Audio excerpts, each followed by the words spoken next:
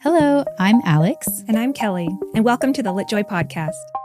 This episode is brought to you by LitJoy creates holiday events.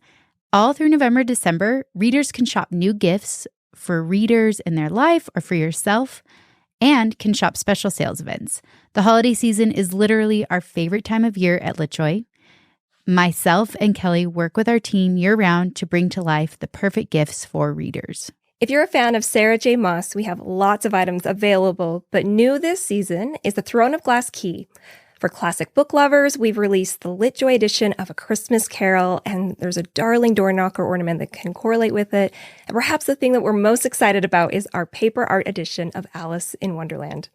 There will be special discounts happening throughout the month of November and December, so please keep checking back in. If you're a listener tuning in when it's not the holiday season, don't worry, we've got you covered.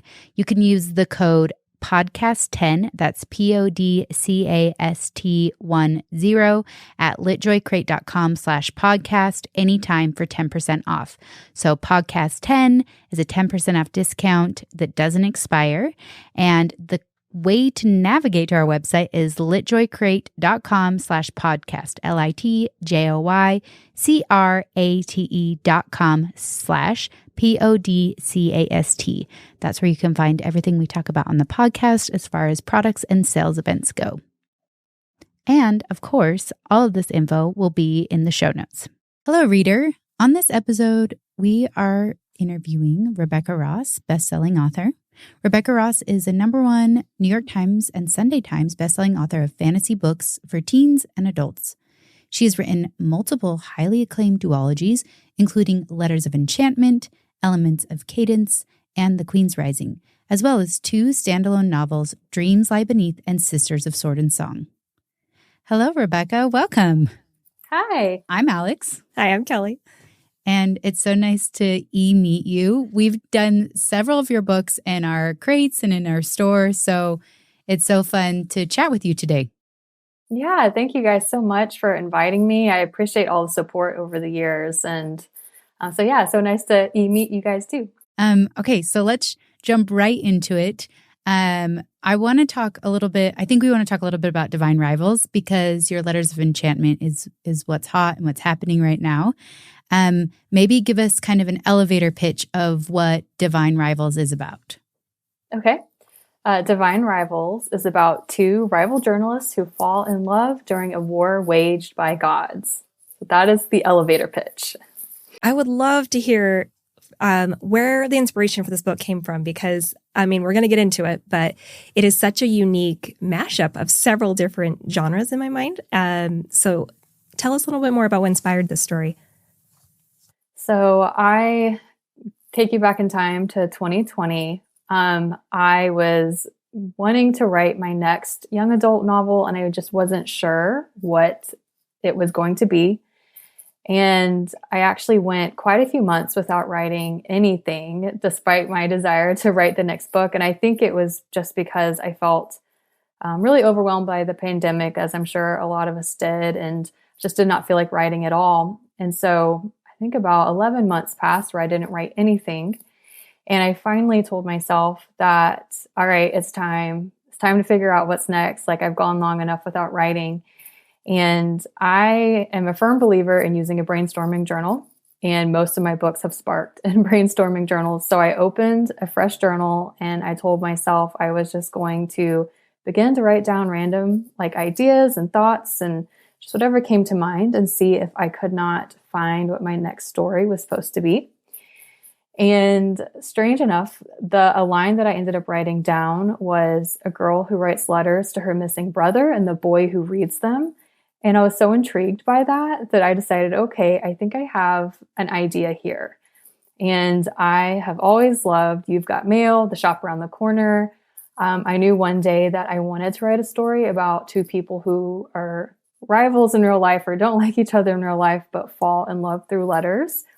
And so when that line came across my journal, I was like, I think I finally have the bones to this idea or the initial spark. And pretty soon after that, I saw Iris very clearly, and I saw her kind of dashing to work wearing this trench coat. She had a broken high heel. She was late.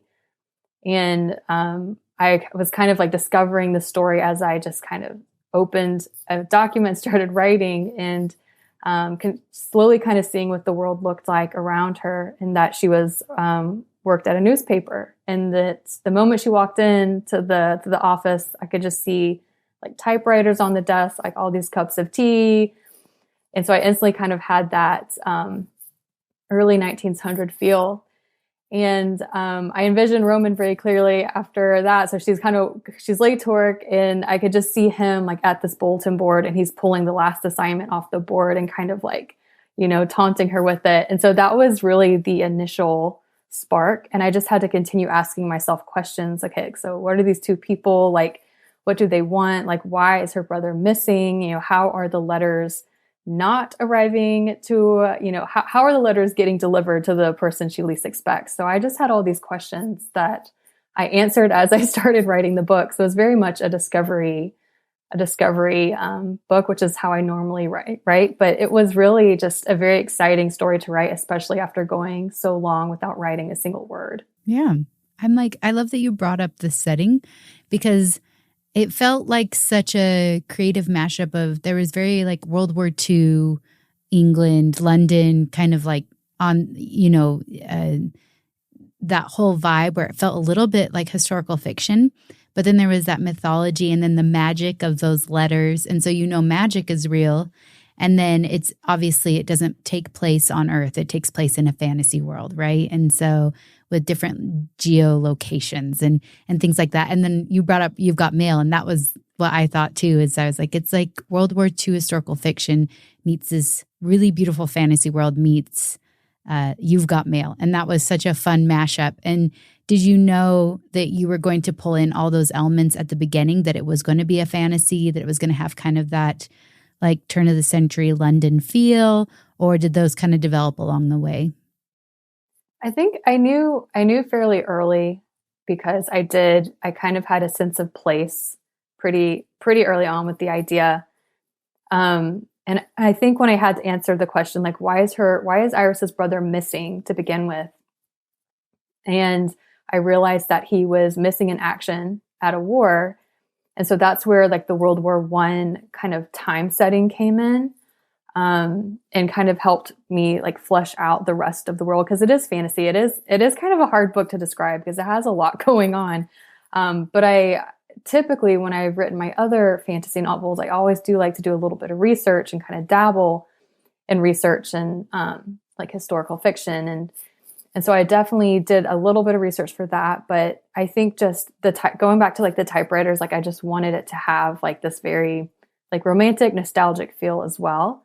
But then I had to answer the question, like again, like where's the magic coming from? And that's when I found the gods, or I brought the gods into the story, and which was, it was a lot of fun. Like I again was like trying to think outside the box as much as possible. Like, well, what if? What if? I feel like a lot of my best ideas do happen when I let my imagination really roam. And again, it's that thrill of the discovery as you're writing. So I think that first draft, I really was trying to figure everything out, because I had all these, strange pieces that I was bringing together, but it somehow all fit together at the end. But I wanted the book to have a very historical feeling to it. Yeah, it was beautiful. And when you were talking about your process, you call it, you're a discovery writer? Yes. Is that the term you're using? Is that similar to like being a pantser, or are those separate? Maybe I need to be schooled in this. It's the same. It's same kind of idea. Yeah. Like you develop it as you write. Yes. Oh, I like discovery better Yes. than riding my seat of your pants. Yeah. And it reminded me, because keeping a journal do you do this with each of your books? Like you have a separate journal that kind of helps it develop as you go. We've spoken with Lainey Taylor, who does this as well. She likes to decorate and then keep a journal per book. And I felt a little bit of that same kind of style in your book as well. When I was trying to describe like the mashup for me, it almost writing wise felt like, I don't know if you've read Kate Morton before, with a little bit of like Lainey Taylor. Like there's just this beautiful poetic nature to the writing. Yes. And I felt like I was immediately immersed, in the environment, and the characters felt like totally real to me. And it was this amazing mashup because those are two of my favorite authors. And so I was like, I love this book so much. Yes. It is just like everything I ever wanted squished in here. And that's why I loved it, because it's so unique. Having the mythological, gods basically in here on top of like that World War I kind of feel. I've never seen anything like this before. And I loved that surprise so much. It was incredible. But I'm just over here just fangirling. It's fine. I do have a question though. Kelly had mentioned she loved the mythology and the gods in there, and I would be curious to kind of know. So it's Deka, and is it Deka and Enva is how you say it? I read, not listened, so I pronounce it as Daker. So I don't know. A lot of people do call it like Dakra. I mean, that's how it looks. And I kind of when I came across that name, it's like the word acre with a D. But I'm also Southern, so I don't know if that also plays into how I'm pronouncing the name. But I don't care. I mean, people can pronounce it however they want, but I say Daker. I'd love to know kind of just a little bit more about those gods. Can we expect a lot more of them in book 2? And kind of like how you came up with them, because they themselves, when you say divine rivals, I think you're obviously talking about our main characters, but also these divine rivals is kind of like what I feel like the layers were there with the title, but maybe I'm just drawing my own conclusions. But I love how they also kind of have this, toxic romance situation too in these gods. So they're their own characters. And I'd love to know a little bit more about them. Yeah. So again, it's interesting when I think back to the first draft, I had like many more gods buried throughout this land. And I eventually was like, there's too much going on. Like, let me kind of narrow it down to like 5 sleeping gods, and what happened if 2 woke up from the grave, and what happened if these 2 had history with each other in a very Hades and Persephone style of a myth. And so I really enjoyed like writing the myths out. I think that's one of my favorite things to do. I remember kind of like a little bit of a rabbit trail, but with Sisters of Sword and Song, it was another book of mine that featured mythology that I created and gods. And I like spent all this time writing like all these myths that never appeared in the book, but it was, just a fun thing for me to do. So I think when I brought in Daker and Enva, again, just wanted to really play, like you mentioned, Alex, with like, there is a play on the title between the divine rivals that are Roman and Iris and the divine rivals that are literally Daker and Enva, which is, kind of started all of this conflict, and humankind is kind of caught between the two of them. But there are a lot of secrets. So I think one of the things is a lot of these myths have not been taught in schools, so people don't truly know very much about either god. It's kind of been very limited and very controlled by what people know. But I wanted Iris and Roman to kind of discover it together, like these myths that they're sharing about both Daker and Enva, and like kind of what's going on. And I will say that there will be a lot of answers, because I know readers have questions, more questions about these two. And you will get so much more about both of the gods. They'll both be on the page in the sequel, Ruthless Vows. But it really was just something that, again, I was just asking myself all these questions and needed an explanation for why is this world magical? Let me just connect it to these gods. Yeah, I thought it was beautiful. And I was enthralled the whole time. Immediately when I finished the book, I was like, Kelly, you have to read this book. And I was like, why are not everybody talking about this all the time? Because it was my personal favorite read from this year.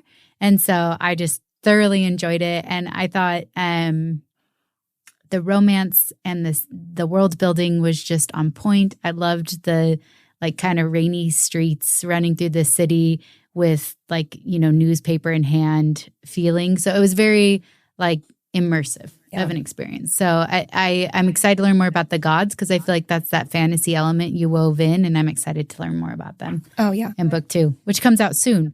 December 26th. Yeah. 26th? Oh, God, I don't have to wait like a whole year. Yay. We bumped the pub date forward. So yes, you don't have to wait too much longer for it. No, we're very excited. I'll get it just in time for my birthday. Mm-hmm. Perfect. I'm so excited about this. So I would love to know a little bit more, like, with the characters, right? I don't know if you feel like you personally identified with any of the characters in Divine Rivals or any of your other books. I always find this interesting to ask. I feel like authors can do that, although like sometimes they write almost themselves or people they know into some of their characters. So curious, does that apply in Divine Rivals or any of your other stories? Yeah, I honestly feel like I leave like a little piece of myself behind in every character, but I will say Iris, for sure, I really did like strongly identify with her. And I don't know if it's because it was the first time that I had ever written about another writer, which I really, really loved. But I think just her outlook on things and how, like, she's obviously much braver than me. Like, I look at her, sometimes I think I like to create characters who feel like they could be your next door neighbor, like just the girl next door. Like they feel almost kind of ordinary in a way, but that they choose to be brave and do extraordinary things because they are brave. And so I definitely I loved writing Iris so much. And it's interesting, the first draft of Divine Rivals, it was only Iris's point of view. And so I didn't have Roman's POV at all. And my critique partner was reading she read the first draft, and she immediately, like, her first note was like, I think you need to include Roman's point of view here.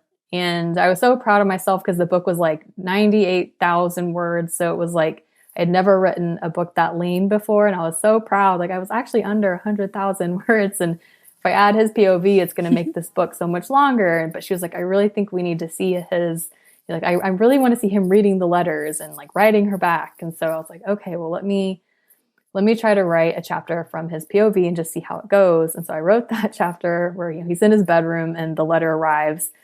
And he's like, oh my gosh, like here's another letter, and I loved it so much. It surprised me. And so I was like, well, I think my critique partner was right. Like we really need Roman's point of view here. And so of course, I think there are pieces of me that do identify with Roman as well. And looking back on other characters, I also really, really loved writing Sidra from A River Enchanted. There was just something about her. Anytime I was writing her chapters, it just felt like it just flowed so effortlessly. And there were quite a few times where I was writing her chapters that just brought me to tears, I think, because I just felt it so deeply.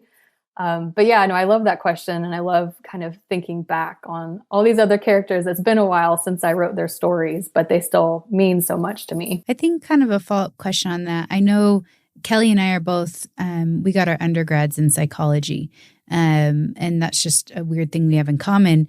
And so we're always really interested in human behavior and personality tests and like human strengths, like where is your strengths, what's your love language, all those kind of little tests. And I am curious, when you're developing a character, what's kind of the process you go through in putting structure around them? Like each character would behave a different way in a different scenario. And how do you kind of create those rules or the personality around that character? So I am a big fan of the Enneagram test. I am sure if y'all are both psychology majors, you might have heard of it. But I love it so much. Like, let's do a quick pause. I'm like, just tell us really quick. Do you want to share what you are on the Enneagram? You don't have to, because we can cut that out, but I would love to know. Yeah, no, I'm a 4, which I think a lot of authors end up being 4s. Are you a 4 wing 5 or wing 3? I have a wing 5. Although sometimes I feel like I genuinely do bounce between like a wing 3 and a wing 5. But for the most part, I think it is the 5. That's the wing. What are y'all? Can I ask what y'all are? Yeah. So I'm a 7 wing 8 or 8 wing 7. I kind of actually fall evenly between the two. And my husband's a 5 wing 4. And so he lives in that space a lot. And then Kelly, you can share yours.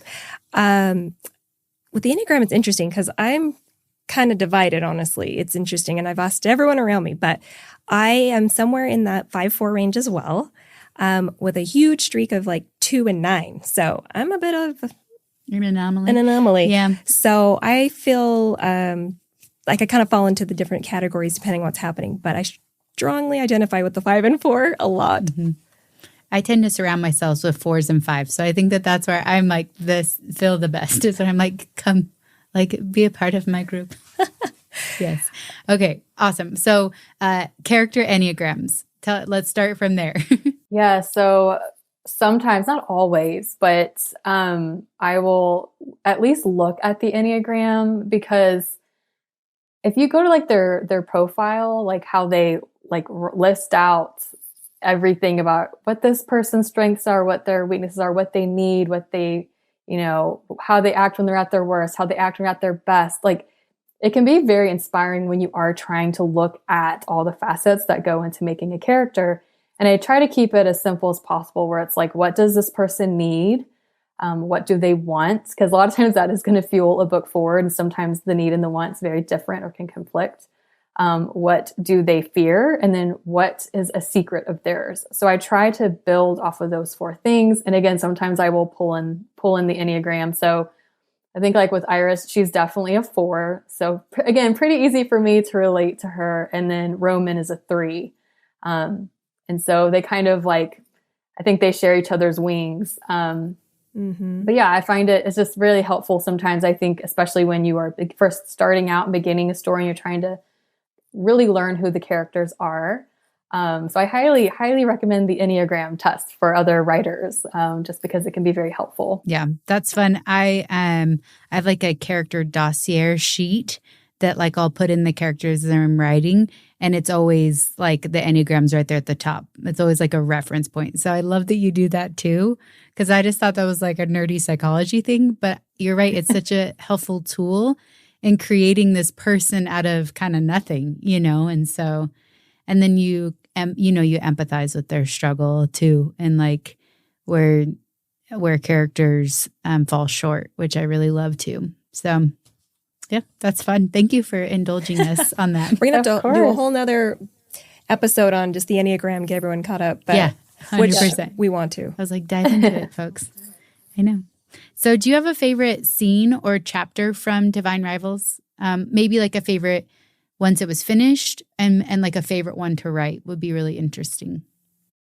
So I have quite a few that I really, really enjoyed. I think the top one that when I was drafting is the Collision chapter. I can't remember like what the chapter number is, but the chapter is called Collision. And if you've read Divine Rivals, you know what I'm talking about. It's about midway through the book.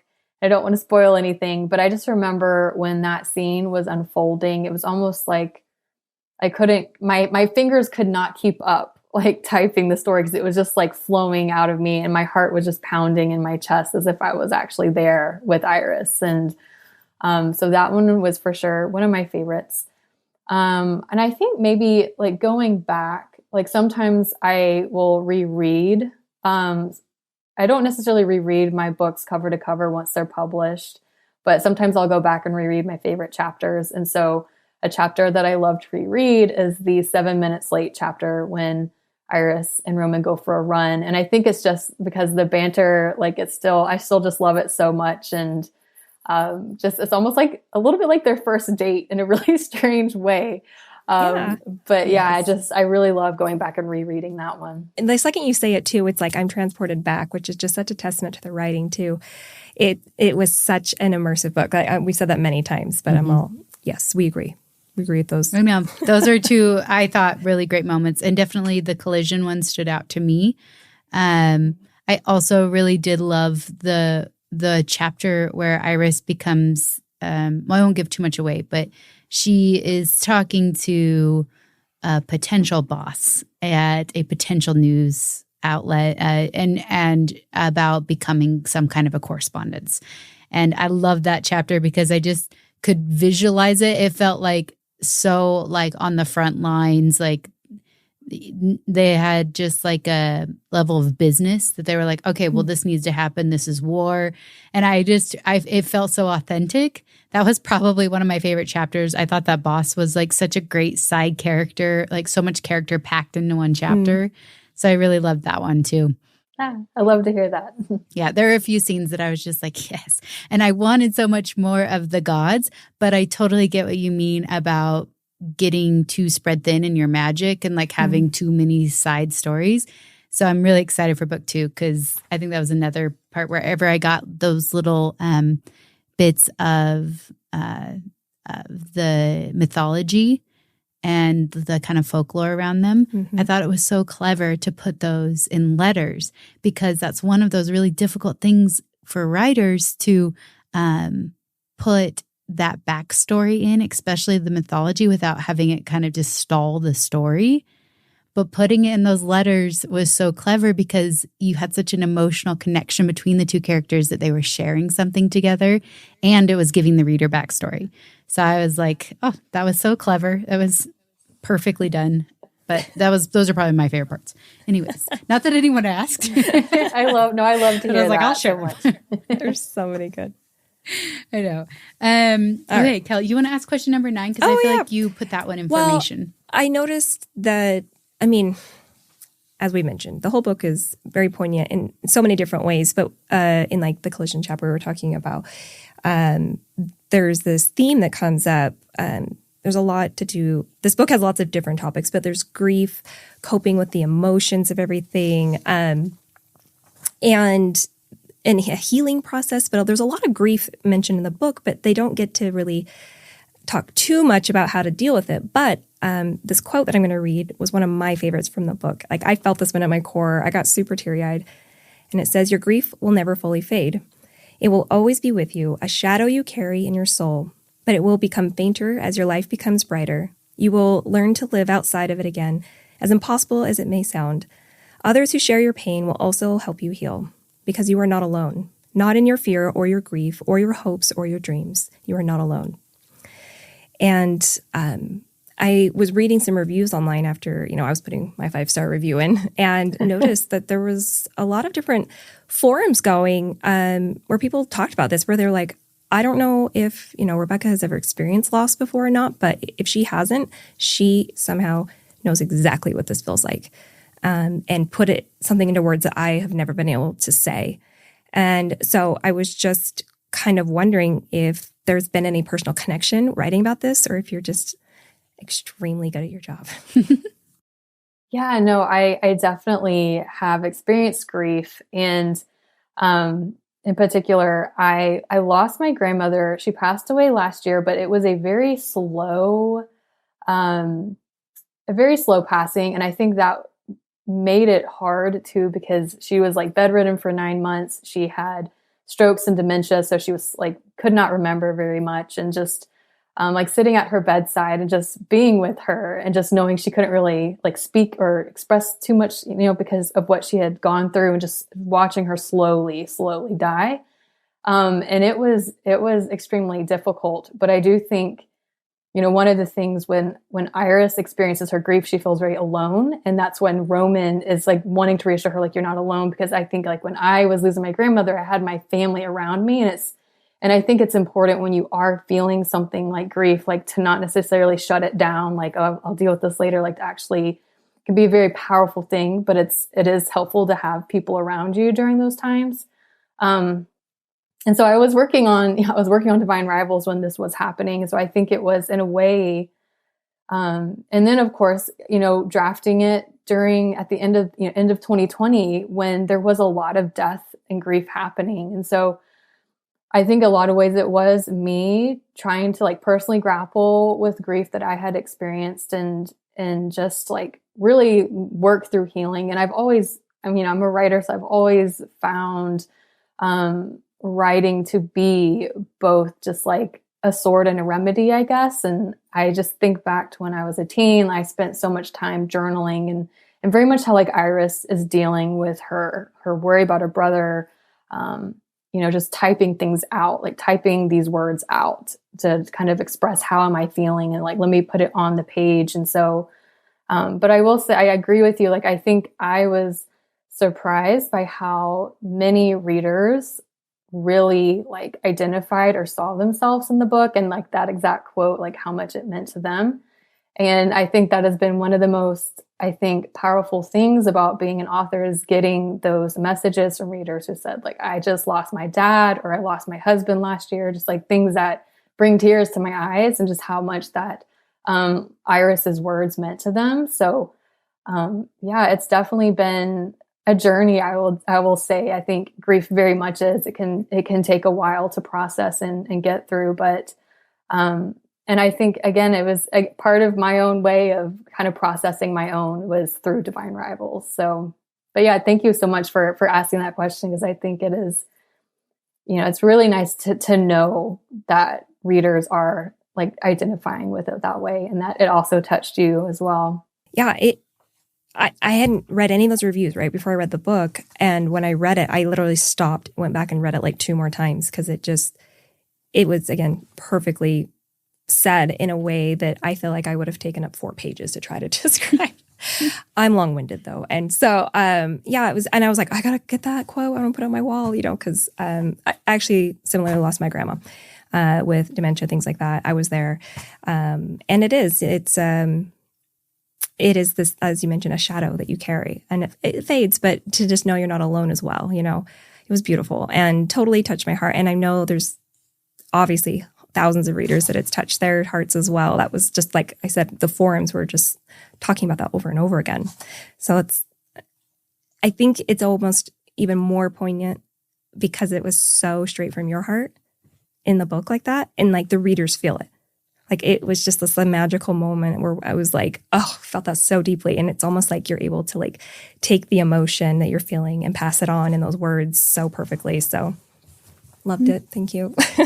Yeah, thank you. It was beautiful. I want to jump into asking some questions more just about your writing process in general. We did notice, so I think we've done maybe 4 of your books at LitJoy in our different book subscription offerings. So we've done a lot of them. We started with The Queen's Rising. I think we put in our crate, and I read that one and picked that one for our books. Oh my gosh, that was like one of our very first. Yeah, so I read that and selected it and was like, this is a, like really beautiful story. This is so fun and enchanting. But we did notice you put a lot of music into the books you write. And so we wanted to ask you if you had any connections with music. A lot of your writing is kind of lyrical, but also has elements of where music is a really important trait.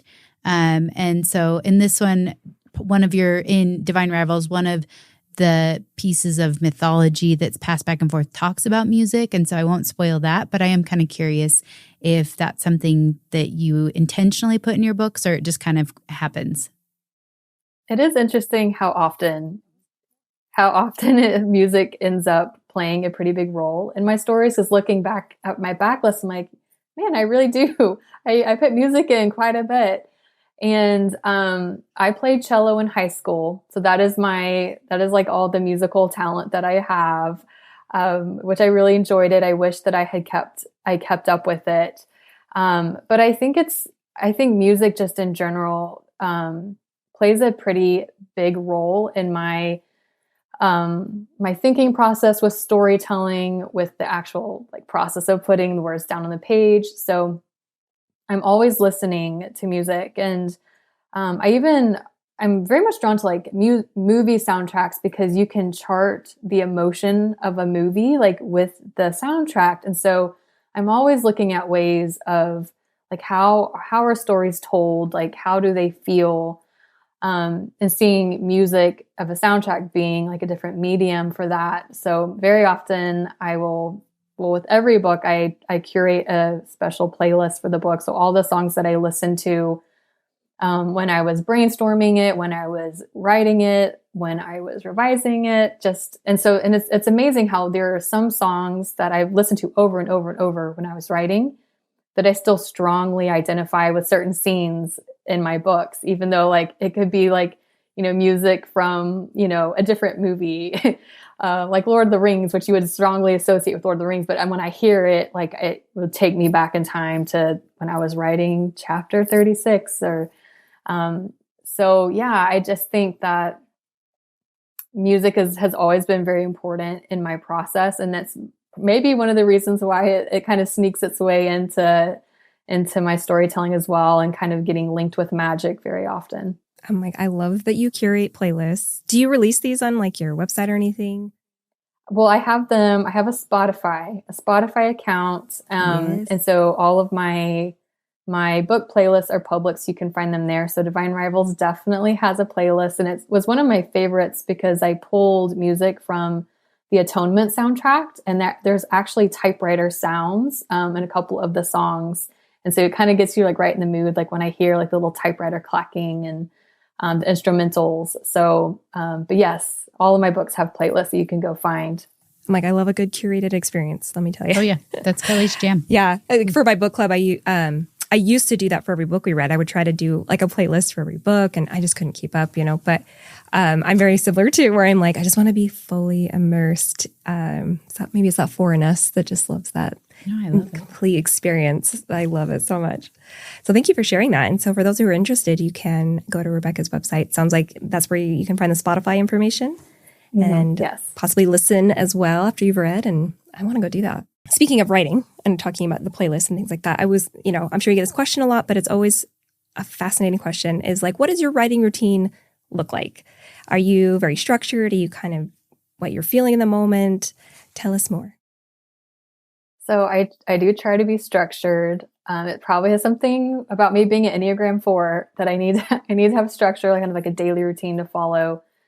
But my best writing hours are first thing in the morning. So what I will typically do is like I'll wake up and I will make a cup of coffee or a cup of tea, and I will go to my desk and write as much. This is like when I am in like drafting mode. So creating the next story. I like to write first thing in the morning. Just sometimes I think it's very much because like you were just dreaming not so long ago, and your mind still feels like almost in that magical state where dreaming and being awake. But so if I'm drafting, I will write until I get hungry. It's like, okay, I need to stop and eat something.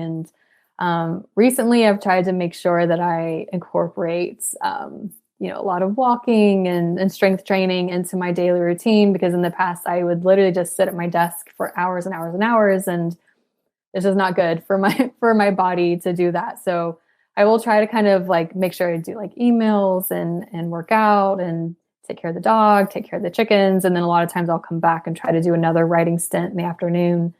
But yeah, I just try to be as structured as possible, almost like I've trained myself where when I walk into my office and I sit at my desk, even if I do not feel like writing and creating, it's almost like, okay, I'm here. I've showed up for work. Like, let me do something, even if I don't feel like it, because I think with having a creative career, sometimes that happens. You're just like, I do not feel like doing this today, or, and just still showing up and doing the work. But when I'm on a deadline, I am very, very structured, and I will actually plan my day out like the night before. So I know going into it, like, this is what I'm doing here. This is what I'm doing here. So I make sure I don't let anything slide, like the exercise, like make sure you still go out and walk, and make sure you eat, like, don't just like go all morning without eating. So you need to make sure you eat. And so, but yes. I have to ask a follow-up question.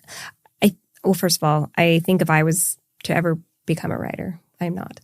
I would need to be structured too. I would need that routine for me to do it. So I'm like, that makes a lot of sense. But I heard chickens and I got a little distracted. Yeah, I was literally like, can we go back to the chickens? I'm glad you asked. Did you get into, was it a COVID chicken thing? Or did you have chickens before COVID? Because I'm like, several of my friends, something happened during COVID where all of a sudden they all have chickens now. Okay, so I actually am not. I wasn't a COVID chicken person. It was actually this year. And they were honestly my husband's idea. He really wanted chickens. And I was like, okay, we had them when I was growing up as a teen. My parents had them. And I told him, we can do chickens, but the coop must be very secure. Like, I do not want to wake up in the middle of the night and something got in there, because it was just devastating as a teen when like that happened, And so we have a friend that incubated a few for us. And then we got a couple others from Tractor Supply. So we have a nice little flock. And so they pretty much just started laying about a month ago. So they're still, not that old, but they definitely have been so much fun to have. And sometimes I'll just take a lawn chair out in the yard, just sit with them and look at them. And there's just something about them. They're just so peaceful, and just hearing like all the little sounds they make. And it is a little bit like having some free therapy just to kind of unplug and be out with the chickens. And then of course, getting the fresh eggs is also really nice too. Yes. I was like, congratulations on making it to the egg laying phase. Cause I know kind of the buildup, it's like 9 months of work to get a egg laying chicken. But I'm like, I desperately want chickens, but I live in an area where my neighborhood won't allow it. And so I'm always like just coveting people's chickens. But I'm like, I love them. I'm like, I think chickens are the cutest. Oh, for sure. And my mom, one of her best friends has chickens, and they'll go up to you and you can pet them. Like they're like, come pet me. Like they're like domesticated chickens. Oh, I was like, this is amazing. I want chickens and goats so bad. Someday. I know. I'm like, we digress, but this is typical. Yeah. Oh, every time. I was like, yes. We're like, one day we'll have that farm that we talk about. A little compound, or like a reader's compound, library in the middle. It'd be great. Heck yeah. I know. Okay. So I love kind of learning about your writing routine. I am curious, have you incorporated, I don't know what you did before you were a writer, so I'd be interested to hear that. And I think we would also be interested to hear if any previous jobs are incorporated into your writing now, or where that career kind of started, because becoming a writer can kind of happen at any time in a person's life. So I'm interested to hear about your journey in becoming a writer. Yeah. So if I've always wanted to be a writer, if you would ask me when I was 8 years old, like, what do you want to be when you grow up? I would have said an author. I said author and Olympic equestrian, and the Olympic equestrian didn't work out, but I just knew just from very, very early on that I wanted to write stories. And I think it's because I loved reading. So I was a voracious reader. And it was interesting when I was trying to think back, like, did any of my previous jobs like kind of influence any of my stories? And I don't think as of yet. I will say probably the strangest job I ever had. I took a gap year right after I graduated high school, and I lived in Colorado on a dude ranch. And so we were like 2 hours from anything. So it was very remote, but it was this very, very beautiful Western inspired resort where people would come and stay. And so I was a waitress, and I was also a cabin girl. So I did like the housekeeping of the cabins, but then like we would square dance with the guests like once a week, and then we would do like a picnic with them. So we were interacting with the guests a lot, like throughout, every day of the week had something special going on. So I learned a lot of square dancing. So I was out there for maybe about a year. And I loved Colorado so much, but I came back to Georgia to do college and studied English because I loved reading and writing so much.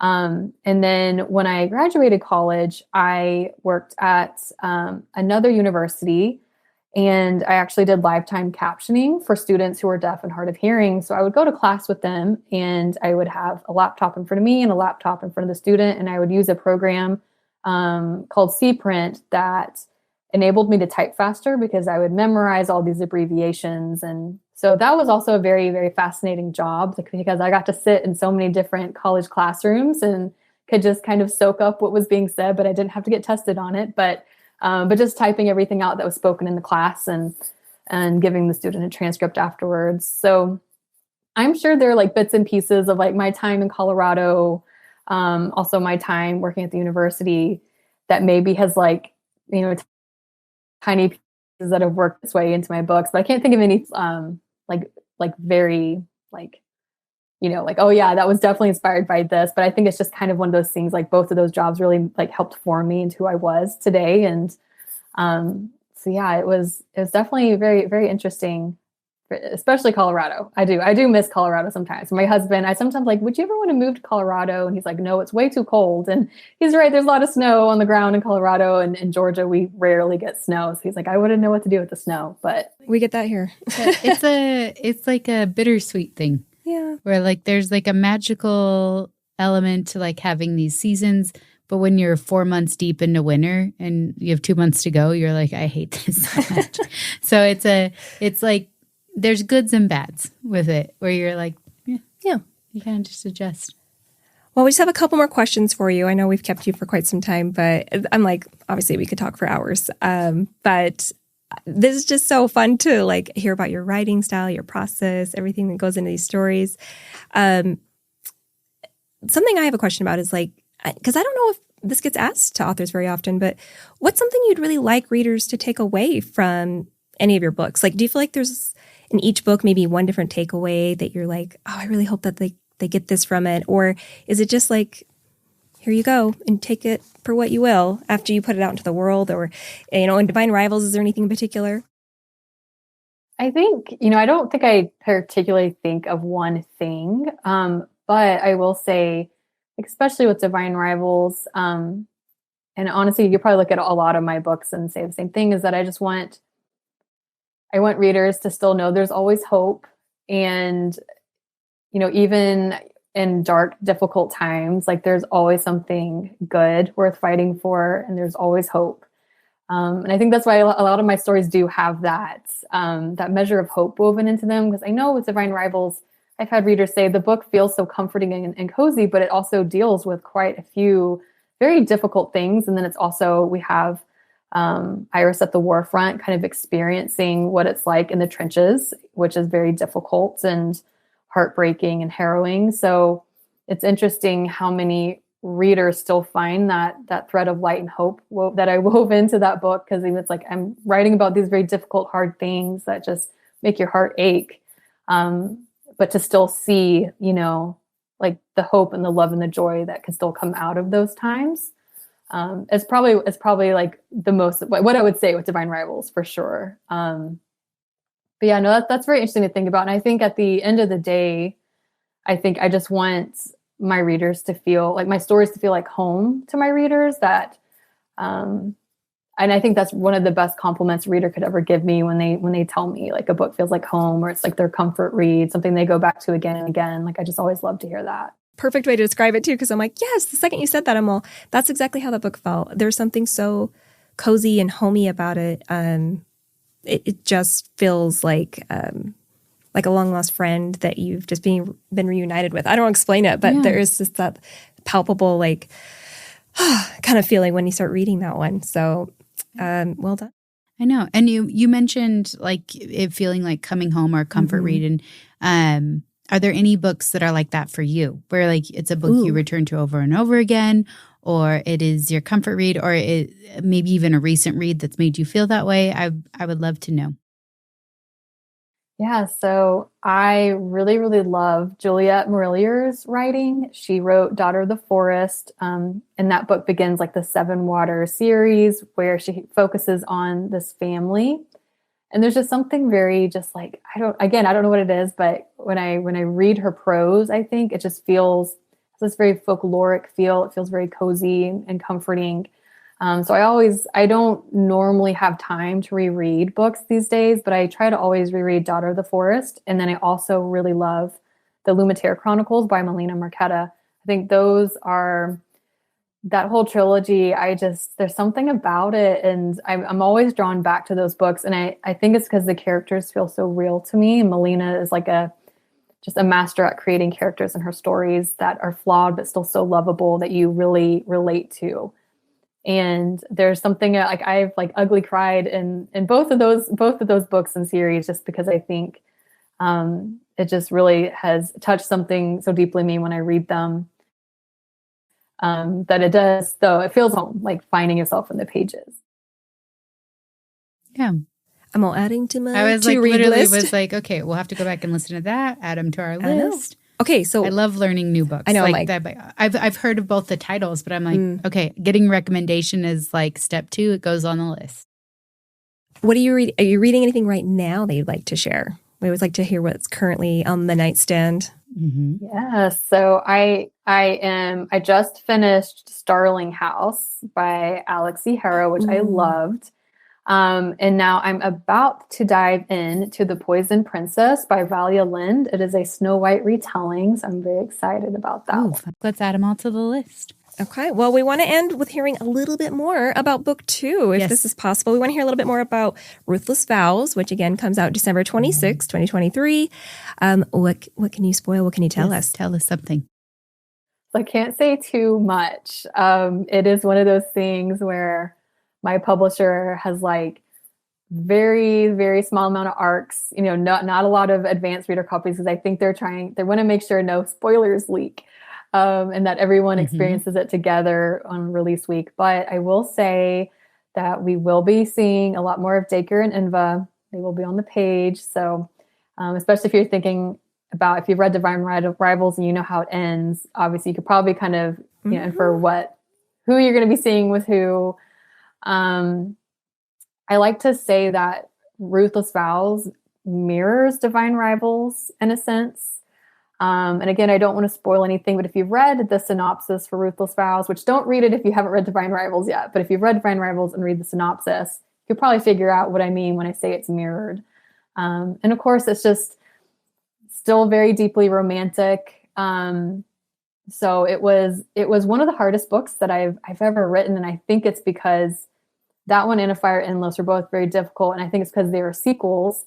So you're still carrying on these characters in the plot, but also deepening it and then finishing everything. And so I think I definitely cried a few times writing it. I don't know if it was just exhaustion from the deadline, but also just like feeling deeply emotional about it and, having to say goodbye at the end. And because the books definitely, they mean a lot to me. And but yeah, I'm honestly very, very excited, slightly anxious for readers to read this because I do want it to live up to reader expectations. But I'm very, very proud of the book and I'm very excited to see it published soon.